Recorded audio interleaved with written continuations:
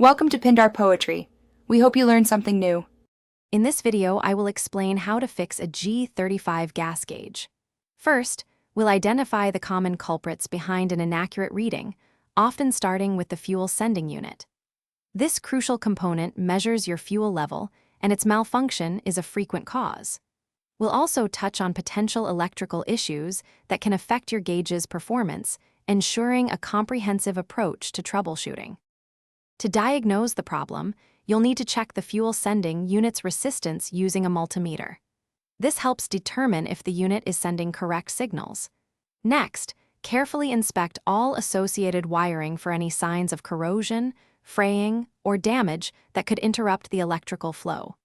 Finally, test your instrument cluster to ensure it's receiving and displaying information correctly. Repairing the sending unit often involves accessing the fuel tank, which requires caution. Once removed, carefully clean the electrical contacts and the float arm, as dirt or debris can hinder its movement.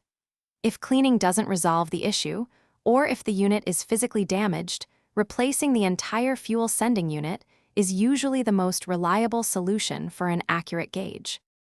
After any repairs, carefully reassemble all components and thoroughly test your fuel gauge to confirm it's now working accurately.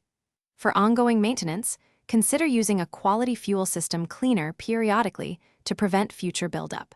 Remember to check the description for a link to the Oala water bottle and other great deals. Keeping your fuel system clean helps ensure reliable readings and extends component life. Thanks for watching. Consider subscribing if we helped you.